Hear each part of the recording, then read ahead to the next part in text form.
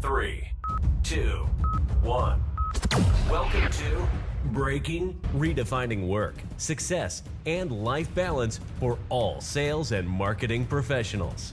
They are international speakers and coaches straight out of Jersey and the home of Spark Tank Media. Here is your host and co-host, Jeff Lobb and Nikki Brand. All right. Hey, we're back again. Breaking Balance. Here we go. It's another series, another episode.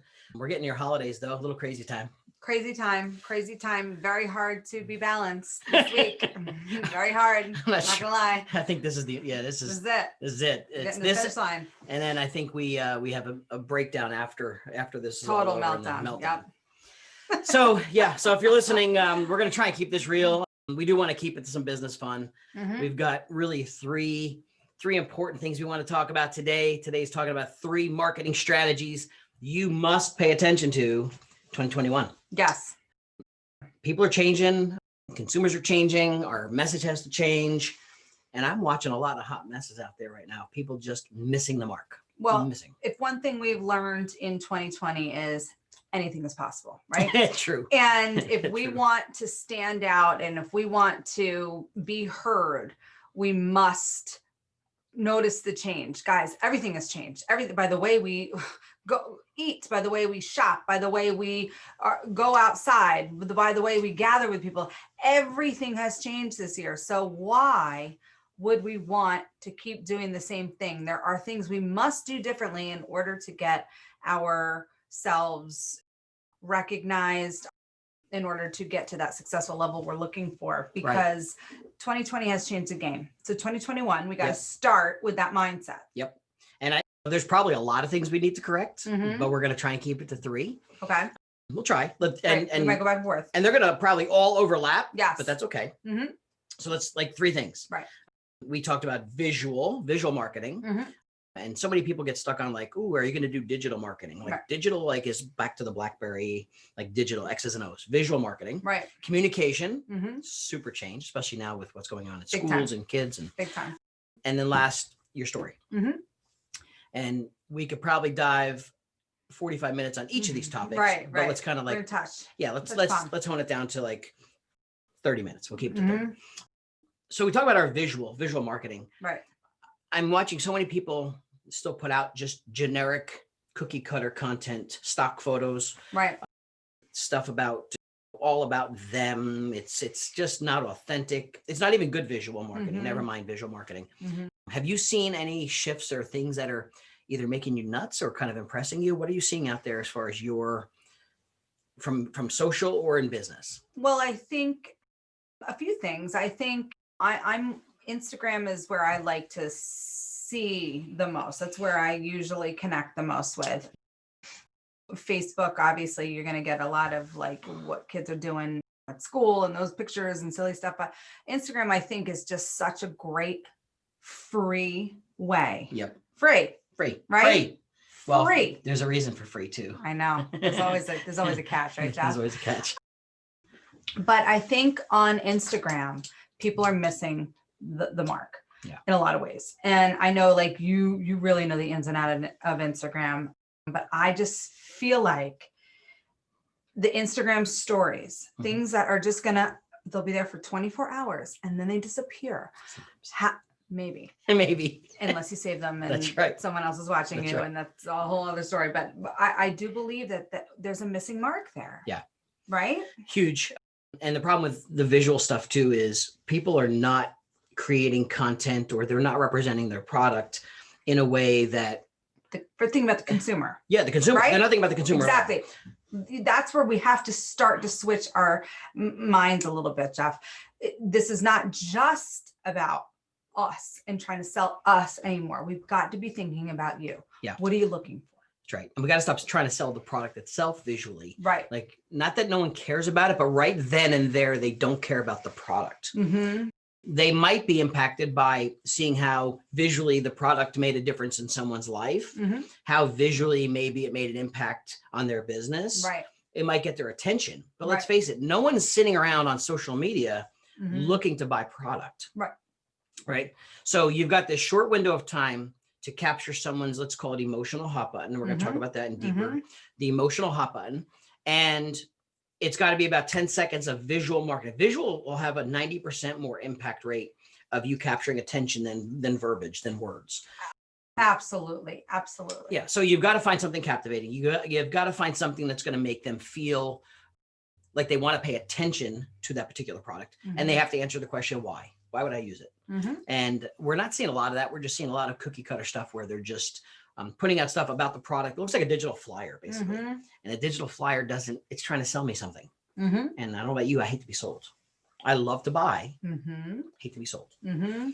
So I think visually we've got to start to look at, can we make it less professional looking? Like, it's got to be professional, but not like it's been scripted. It's got to look like it's Yes. in real, authentic happenings. Yes. And it doesn't have to be perfect. Yes. And why? Why does this matter? Well, for me, I work and I'm mom and I'm both things. Right. What matters to me after this tumultuous year of change, right? It matters that I friggin' believe you. That's right. It matters. It does matter. In the past, I don't know if it mattered as much as it matters now, because I need to friggin' believe you. That's right. I need to believe what you're saying in order for me to buy it, because times are tougher. There's not as much money. There's not as much time. And I need to know that if I'm going to put my time and energy into you, I need to believe what you're saying. And it's got to affect me. It's got to touch me. That's right. Personally, especially because I've now had to make sacrifices this year and my family has, and we've had to do all these different things. Why am I going to buy into you? Right. You've got to touch me. That's right. We've got to figure out what I've got it. Okay. That worked. And you don't have a lot of time. Like you were just saying, you got 10 seconds. Even if that, I mean, think about it. We all have teenagers and I think about their scrolling fingers, right? Forget like it. You got to find content. And this is a term I've used a long time ago, but it's still relevant. You got to use thumb stopping content. Oh, like you've got it. to stop thumbs. Yes. If you could stop the thumb, yes. Now you've got content that works. Mhm. Because what is that? 2 seconds? Not even. It's just swipe. So fast. So the reality is we have to start to think about the marketing and visual. We're staying on visual. Mhm. The visual stuff we put out, what's going to make it A, get your attention, Right. and B, somewhat make it believable Mhm. in about 2 seconds. Yeah. Right. And you're not trying to sell me. You're just trying to make me feel a certain way. Right. Right. You kind of said you have to almost like touch me. Mhm. So you have to almost think with the marketing, the end in mind. And we're going to say it a few times. If you want to put out marketing, and this is going to tie into the second one, communication too, is how do you want them to feel Mhm. with that message? Mhm. So if you say, hey, I want them to feel empowered. I want them to feel Mhm. like it's a great product because it's going to help me. Mhm. Then look at the message you're saying. And is that actually saying the same thing? Definitely. It's got to be a connection there. Yeah, I It think has to be a connection. You almost have to ask yourself when you're putting it out, okay, if I'm watching this or if I'm wherever I am, if I'm connected to this, what am I thinking? Let me actually answer that question. How do I feel when it's done? Because if you're empty, empty. if you're Or empty inside, how do you think Joe Schmo's going to be watching it? empty, confused. Definitely clarity. It's got to be a clear message. Right. There is so much.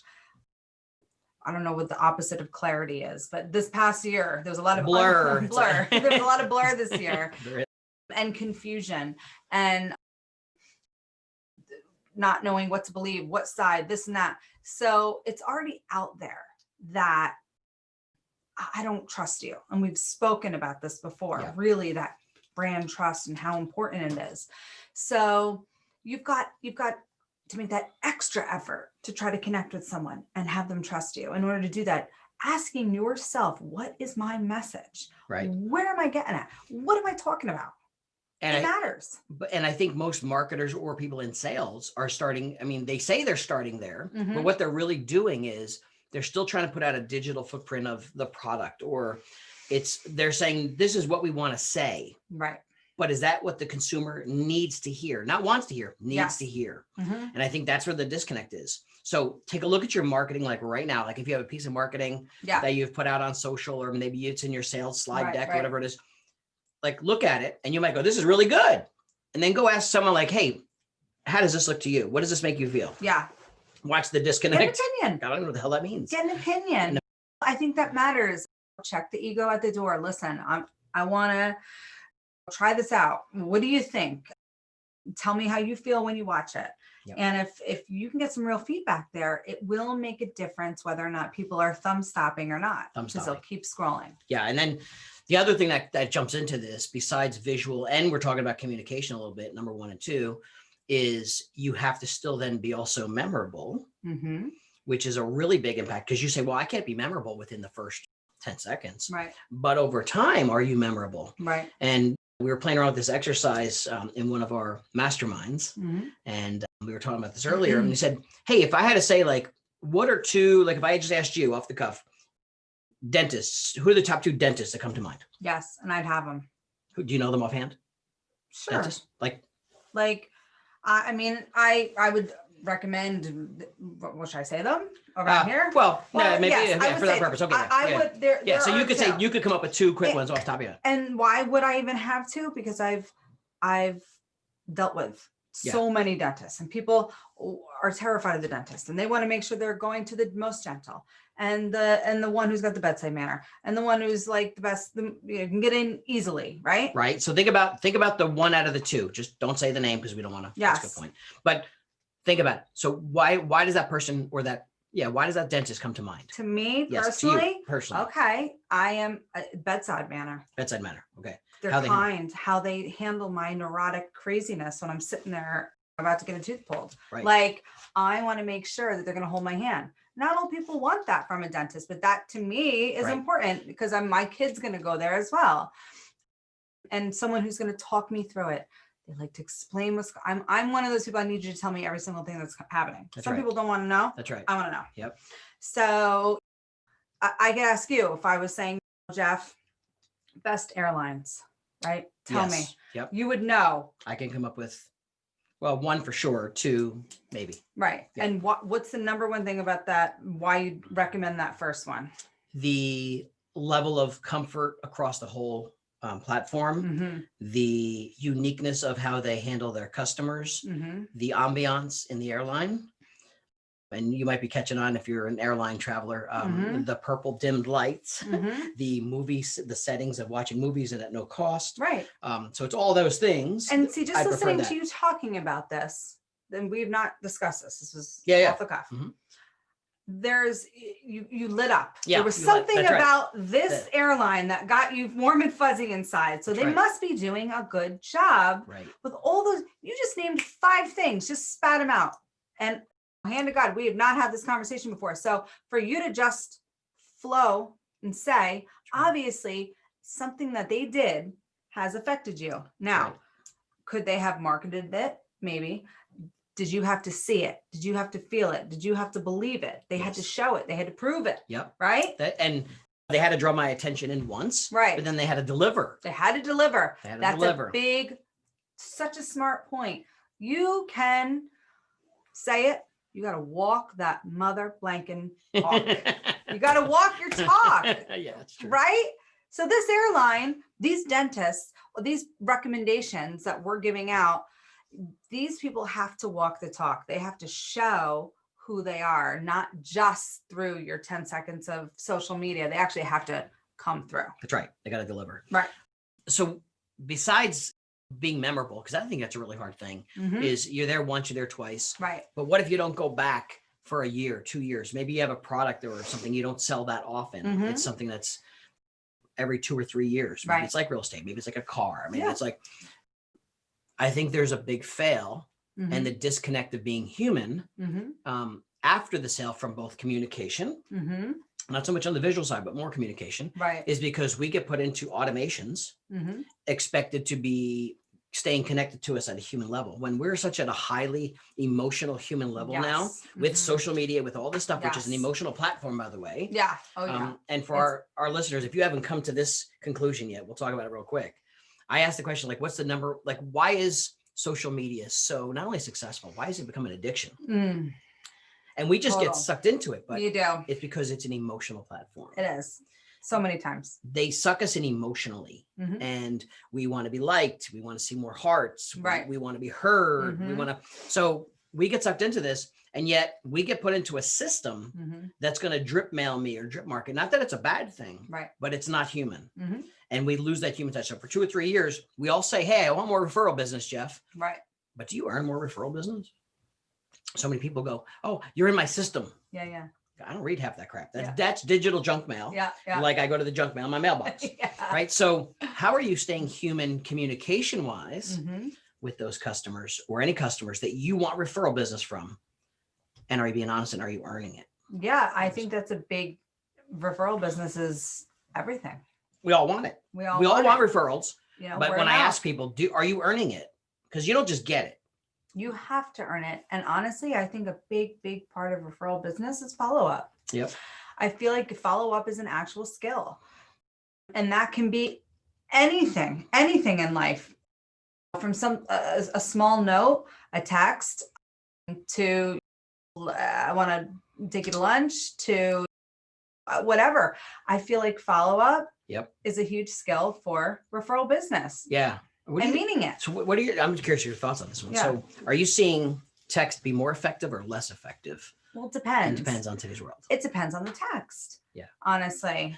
Yeah. If someone wants, first of all, I mean, I'm a texter. I love, it's easy, it's fast, it's there. But you know, I need it to be like a real authentic. It's not just some BS robot. Right. Like that doesn't work with me. Yeah. Although I do love text reminders from doctors and Oh, dentists. okay. So as a reminder trigger. That reminder trigger is a great idea. So if it's shown in an authentic way, like in a nice way or a follow-up way, it's one Mhm. thing.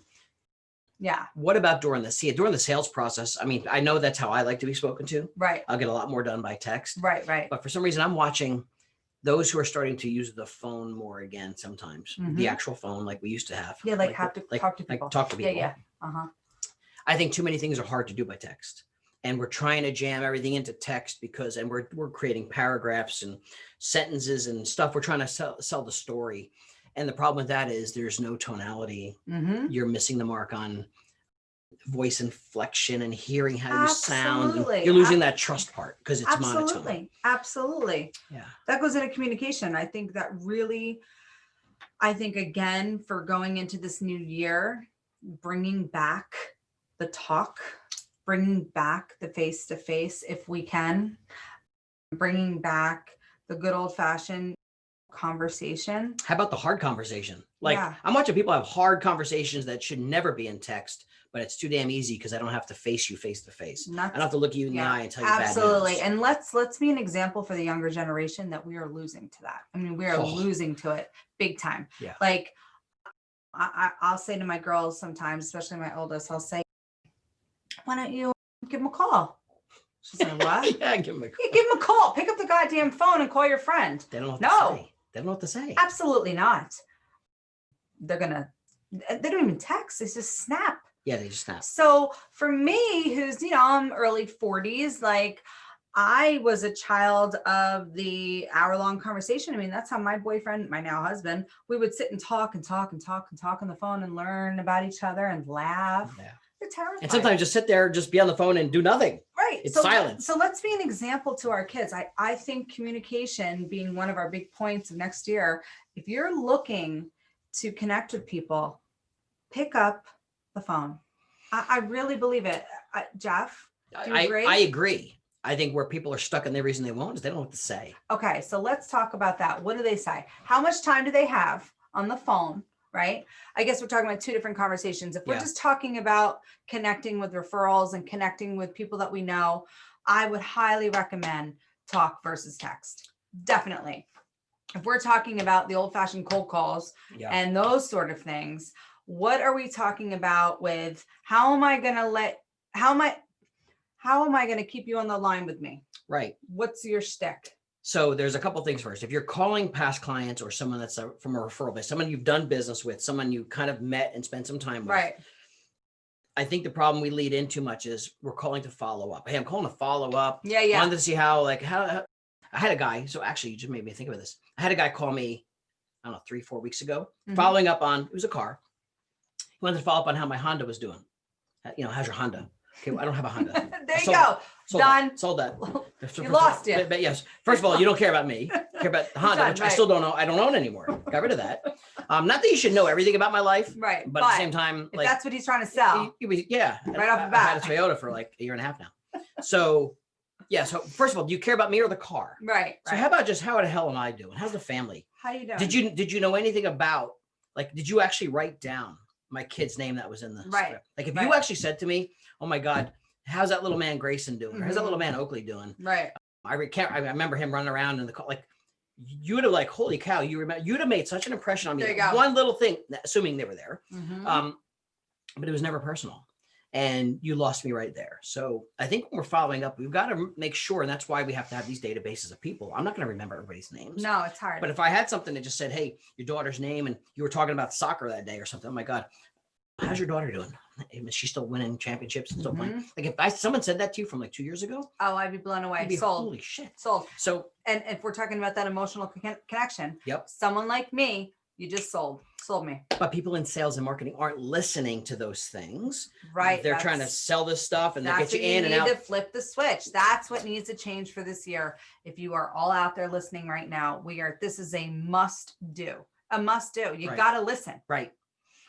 If someone was telling me they were buying some kind of health product to lose weight or something, they're doing some kind of system. I won't even get into that. But so they're like, hey, they were calling to say, how's the product doing? No, how the hell are you doing? Right. How's your weight loss goal going? How's Yes. your goal? Yes. You know, what else got to do to help? Right. Oh, and then talk. By the way, yeah, I'm also selling this product. yeah, like how's the Right. product? Like, Right. so many people focus on the product first. And that kind of ties into our third Mhm. strategy, Right. really is, what's your story? What are you saying? And I think that's why they don't call, is they don't know what to say. Right. I run into a lot of salespeople I just don't know what to say to them. No, I know. And I believe like the quote elevator speech is really important. When I was getting certified to do life coaching, it was a real deal place I went to, Mhm. IPAC. And in order to get your certification, there's a lot we had to do. Mhm. But one of it was pick a niche. And it was hard for me. I didn't know at the time what the niche was. And then you had to know what you wanted to say. You had 30 seconds. You really needed to get it down. And I had a real struggle with it. Yeah. And it was because I wasn't connecting with the niche. And as I've gotten away in a different niche, obviously, you become your niche because that's what you're selling. That's right. So your elevator speech actually shouldn't be that hard if you believe in yourself and what you're doing. Right. Right. But you do need one. Right. And it does need to be quick and to the point. Does the elevator pitch, or that story, if you will, does it tell me what you do, or does it tell me how you're going to help me? Mm-hmm. So you got to pick and choose how that's going to flow. Absolutely. Absolutely. It's got to be quick about why you want to hire me, but also what I'm going to do for you. Right. And it's got to be, and I would highly recommend practicing to people, practicing people you care about, practicing the mirror. It's got to be something that you believe yourself in order to sell it. That's right. Because if you don't believe in yourself, Yeah. who the hell's going to believe in you? Yeah. So let's go down. We were chatting about it, like the old school days. And I think a lot of old school is still here today. They haven't Mhm. changed to new school. There's no evolution, Right. which is kind of in the book a little bit too. Kind of cheating a little bit. Nice. I So, can hear it. put me back in my real estate brokerage business, right? I'm sitting in the brokerage. Mhm. A title or a mortgage person would walk in my door on Right. any given week. And they would be like, hey, I just want to speak to the owner. I want to drop off some stuff and show them. First of all, I am the owner. You should Right, know who the hell I am. Exactly. Not that I'm important, but you should at least know who gotta you're going to talk to, right? know. But I wanted to drop some stuff off and come into one of the meetings and show you guys what we do. Mhm. In my mind, I'm just saying, in my mind, I'm going like, I really don't give a shit. Like, I Right. don't care. Right. I don't pardon my language. I don't care. Because you're just like the other 99 that walked in the door, right? Like you said, the Right, same thing, same folder, same everything. Right. What's going And to be then different? like, what do you want to talk about? Oh, well, same 5 things. Well, we got the Mhm. best service, got the best rates. We're available 24/7. Yeah. We underwrite in-house. Like I can repeat it all back. I didn't have to Mhm. train me on your business. I could say that. But if someone walked in and said something to me about how they could help my business and hit my emotional hot buttons, Mhm. for example, if I was going to walk into, let's say, a real estate brokerage today, I know the pains of a real estate brokerage. So if I was flipping the script, Mhm. I would say, hey, I'm Jeff Lobb with XYZ Mortgage Company. Hey, listen, one of the things we specialize in is helping real estate brokers recruit more agents, create more sales transactions with your team, and create better systems. I would love to talk to you about some ways we can help you with that. Boom. Yeah. Boom. So like, really, like at least you got my ears going. Right. How does that work? Right. The terms. And then set the appointment with me. Exactly. Right. Like you now are look, I'm interested in those three things because I know you're interested in those three things. Mm-hmm. Every product, you have to understand the hot button of that consumer, whoever that end user is. Absolutely. And I always like to use the number 3. So think of something else. Like if we were talking about what's a product you buy quite a bit, let's think, just kind of go through it. Is it an oil? Is it a perfume? Is it a clothing line? What is it you like? What is it you purchase? If we had to think about hot buttons to, like, what are those 2 or 3 hot buttons? Like why the product? Like Yes. what's the why of the product that I keep getting it? Right. So if we understood the why, it makes you look good. It makes you, smell good. It makes you healthier. It makes you this. It makes Right. that. If we understood that, that should be our lead in for our sales pitch. Absolutely. We work with a product that helps people feel healthier, have more energy. Like you think about it, like what are the 3 things they want? Exactly. If that's what the product's going to do, or if that's something that's going to, that's what you need to start with. Right. And we get so stuck on trying to spit out like the product and features. Let me tell you about our product. I don't give a shit about your product. Right. Like, not now. Right.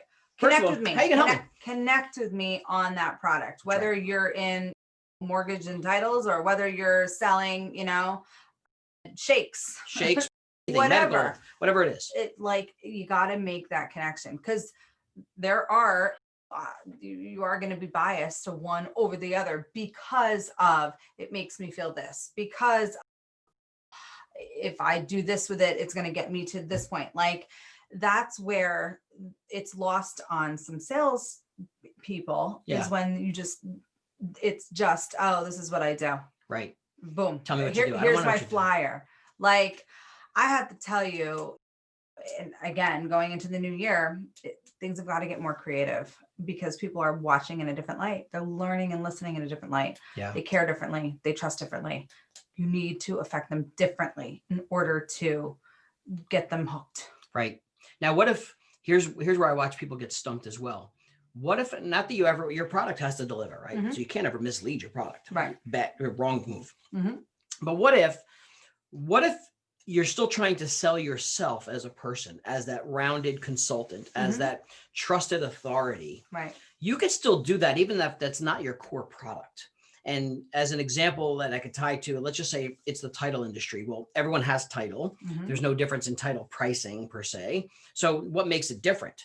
And that doesn't mean I can't sell my value as a business consultant to help you in other business areas too. Right. Like if I'm that good or I have a toolbox of people I could rely on. So for example, if you were a specialist in accounting and I say, listen, I work with someone very close, but I become the gateway to someone that understands accounting or someone that understands how to do this or someone that's a marketing person. Right. I could still be that I'm selling title or whatever I'm selling, but because I'm so valuable as a person, I have access to this team of people.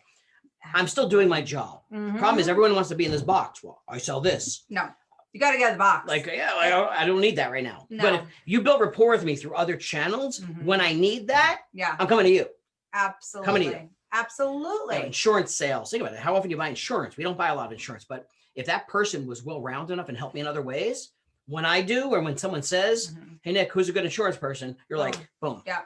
It is having like, it's almost like a visually like being in a circle and you're right in the middle of the circle and the circle is going round and round. And in that circle going round and round is that connection to this person, to this person, to this person. And we're all connected. Yeah. And I really feel like in this new way of hitting it for 2021, when we talked about this on a previous podcast, is get your circle, get your people, know who you'd want to recommend, make those connections. Look at yourself as a whole business, whether you're the only person in your business. These are all like working for you, right? And have all these people around you because it makes you more valuable. It really does, and more credible. That's right. And I think going into the new year, people want value. They want credibility. They need clarity. And for someone to say, hey, you know what? Hey, listen, if you don't want to use me in this too, look, I could recommend this, or I could see this. It's like, oh my gosh, look at the wealth of information. Look at all the people they're connected to. and you're still reaching out to me still as a valuable content. Like I'm still talking to you, Exactly. and I'm going to use the word ecosystem. Yeah. Total. And we talk about this, and I just want to throw this example in to give this perspective, because this is who you are too. You're an ecosystem of tremendous knowledge. Mhm. A lot of people, you have a lot of great recommendations of things. And one of the business functions that we talk about is when we talk to people about what business is Apple, like we're both Apple fans. Yeah. Right? So what business is Apple? And people are like, oh, they make great computers, they make great phones, they make great Right. apps, they make great this. And the reality is they don't, while they might do all those things good, the reason people are kind of sucked in and become Apple fanboys and girls is because they became an ecosystem. Totally. It's the gateway. Like So much. they're the gateway touch to so all much. of this, right? To context, video, Right, phone, right. this. So we, if you're going to be good in sales and marketing, need to be the ecosystem to people. So Totally. just because you sell insurance or this, because if you become a valuable resource, I know when anybody says the word insurance, I'm coming to you. But in the meantime, you're still talking to me on a monthly basis because I'm asking you, like, who do you know? And you're my go-to on a lot of things. And you have that value, even when it's not the product value. Totally. And You're more than just your product. Right. Ecosystem. Right. Or I love it. ecosystem. I love it. So These are great tips. yeah. And you have to rethink. We got to rethink what we're doing now. And the hardest part is looking at your own stuff I know. and asking yourself, am I really doing this right? Mhm. What needs to be tweaked? Listen, we're at this point now, guys. We're the end of this year, and we've all have things that we've learned and looked back on. And I do think something like this, if we're going to get our strategy going into 2021, what is my strategy? What can I do different? My takeaway with this is looking inward. My pitch, my who, like, what am I trying to sell? The person I'm trying to connect with, what's the message? And maybe I need to practice on some people I know, but what is the message I'm trying to say? Because that goes so far than just saying it. That's right. Right? Really trying to ask yourself that question. I think that's only going to help elevate success That's right. and connection. But I think that would be that emotional part really is where I would look. That's my takeaway. Yeah. And I think mine ties right to yours. It's taking your concept there and just starting from the end result. And if you ask yourself, what do I want them to feel? The emotional connection. I'm on the same page. What do you want them to feel? Yeah. And then create the message to make them feel that way. Yes. So if we could do that, I think we're going to have a lot bigger. And I think it's going to also come down to if you're going to get on the phone with people and have a phone conversation. Yeah, let's do it. How do you want them to feel when they're done with the phone call? What do you want them to say about you? And then start your message with that. Yeah. Yeah. Start your message as soon as you get on the phone call. Do it. All right. So Done. hopefully you got some tips. I got some nuggets out of it too, because I love rethinking through some of this stuff. And hopefully 2021 is going to be awesome for you guys. We are breaking balance at sparktankmedia.com. We'll put that down below here somewhere. And we're going to probably see it one more time before the new year for sure. And we got some cool stuff coming. Any comments, feedback, please reach out. Yeah, we're here. See you soon. Bye.